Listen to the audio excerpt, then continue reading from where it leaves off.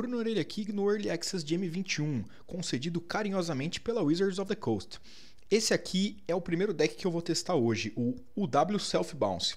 Ele é baseado em Ozólito, que é um artefato que toda vez que uma criatura com marcadores que você controla sai de campo, você pode colocar todos aqueles marcadores no Ozólito. E no início do seu combate você pode tirar todos os marcadores dele e colocar na criatura alvo. Ok, como que a gente faz isso? Primeiro nós temos que ter o pack de marcadores, né? Senão ele não vai servir para nada. Então temos aqui 3 criaturas que entram com marcadores naturalmente. O Jinx Conjurant, que é X mana XX, e você previne dano nele retirando marcadores, né? Quando ele for sofrer em vez disso. Stone Coil Serpent, uma carta maravilhosa no T2, né? Joga em muitos agros. Ela entra XX, proteção contra multicoloridas, então tem algumas efetividades em combate, não é bounçada pelo Teferinho, e tem atropelar e alcance. E o Chamber Sentry, apesar de ser uma carta não muito boa, ela serve como uma Walking Ballista. O Chamber Sentry entra com marcadores +1/+1 igual às cores pagas para castá-lo. Então ele tem um facho solar, né? A habilidade de 50 Down, antigo Mirrodin. Você paga X, tira X marcadores e ele dá X de dano em qualquer alvo. E você pode pagar 5 manas e voltar ele do cemitério para sua mão.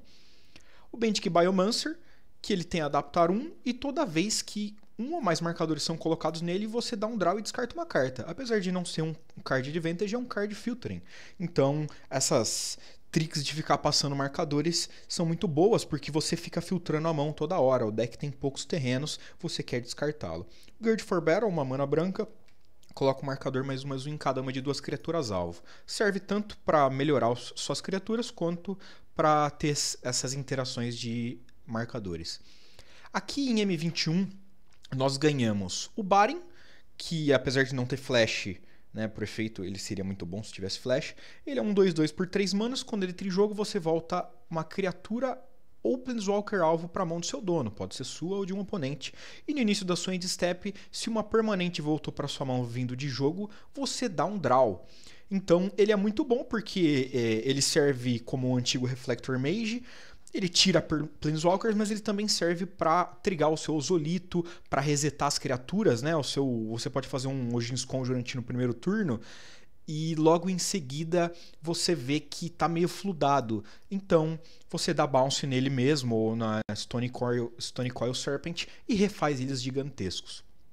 M21 também nos deu Niambi, né, a filha do Teferi. Ela tem flash, ela realmente é melhor por isso. Quando entra em jogo, você volta outra criatura que você controla para sua mão. Se você fizer, você ganha vida igual ao custo convertido daquela criatura. Então, assim, apesar de não ser uma coisa muito boa de você bouncear essas criaturas de custo X, porque o custo X dela na mesa é 0, você vai ganhar 0 de vida, é uma maneira de resetar. É um combate trick, você tem flash, você pode blocar uma criatura muito grande e voltar para sua mão. E a segunda habilidade dela, você paga 3, vira, descarta uma carta lendária e dá 2 draws.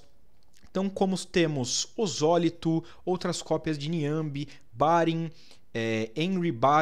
Basriket e Teferi, essa habilidade de dar draw pode ser bem relevante. E são 2 draws, então isso é bem bom. E ela é 2/1. Temos também o Gingerbrute. Ele não tem marcadores sozinho, mas ele tem haste, ele pode bater no primeiro turno. Ele sacrifica, pagando 2 manas e virando ele ganha 3 de vida. Isso pode ser relevante contra alguns agros e tem uma recursão que vamos falar daqui a pouco. E paga 1 mana, ele só pode ser bloqueado por criaturas com haste esse turno. Então ele é um ótimo alvo para o Ozolito. Um Gingerbrute 3/3, 4/4, 8/8 acaba o jogo muito rápido e é difícil de lidar com ele. Não são muitos decks T2 que têm removals efetivos. Ou mesmo que tenham, nem todos os removals matam um Gingerbrute grande. E aqui também a Spark Hunter Masticore, que é uma carta nova de M21. Mastícolas, adoro todas, nem todas jogaram, mas gosto muito de todas. 3 manas, 3/4, como custo adicional você tem que descartar uma carta, né? Ok. Proteção contra Planeswalkers, legal, mas isso também vai ter um impacto aqui, daqui a pouco. Você paga 1 mana, ela dá 1 de dano no Planeswalker alvo e paga 3 manas ela ganha indestrutível. Mais um ótimo alvo para ganhar marcadores. Uma vez que você desvira com ela, 3 manas não vai ser difícil de pagar. E por você ter proteção contra Planeswalkers, não precisa lidar com os Walkers que dão fight ou dão bounce. Teferinho, claro. Vai o W, vai Teferinho. E ele também tem a interação muito boa de lidar com as cartas do oponente e resetar suas cartas. Só lembrando que ele não pode dar bounce na Mastícora e nem na Stone Coil. Henry, muito boa no Modern, bem pouco jogada no T2. Ela geralmente vai custar 2 manas, é bem difícil fazer ela por 1. Mas quando entra em jogo você mila 4 cartas e você pode virar ela e pagando a mana você pode castar um artefato do seu cemitério.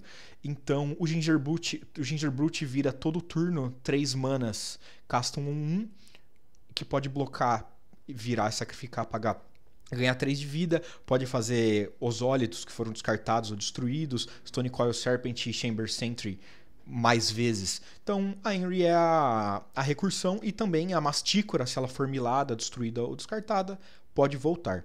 E o Basricat, que é a carta que mais interage com marcadores. Ele é a maneira mais fácil de colocar marcadores. Ele e o Biomancer, todos os turnos, colocam marcadores e você dá um draw e descarta uma carta. Muito bom. O -2 dele também é bom.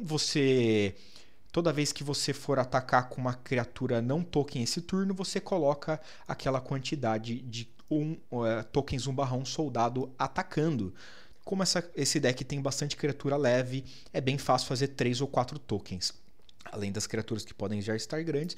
E o -6 dele, você ganha um emblema que no início do seu combate você faz uma token e coloca o marcador +1/+1 em todas as criaturas. É basicamente uma Gavony Township, né, para quem já jogou com ela no Modern. Muito bom, o custo dele não é muito alto. Os terrenos não tem muito segredo. Aqui são a base de mana normal.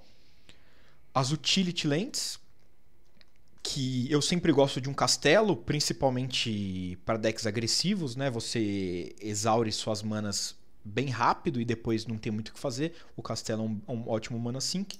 Tem o castelo azul da Scry, 3 templos, e eu coloquei o Trioma primeiro porque ele gera 2 das cores do deck, né? Ele, apesar de entrar virado, ele funciona meio que como um templo, né? Uma choque que você não pode fazer de pé. Ele dá draw por 3 manas, como eu disse, quando sobra mana você pode dar draw. E ele gera vermelho. Ok, Orelha, mas não tem carta vermelha no deck. Não, mas você ter a capacidade de gerar vermelho, dá pra fazer um Chamber Sentry 3/3. E esse é o objetivo. O Trioma, quando você precisar fazer ele como terreno, servir para alguma coisa além de gerar manas das cores do deck. Vamos para jogatina agora, hein?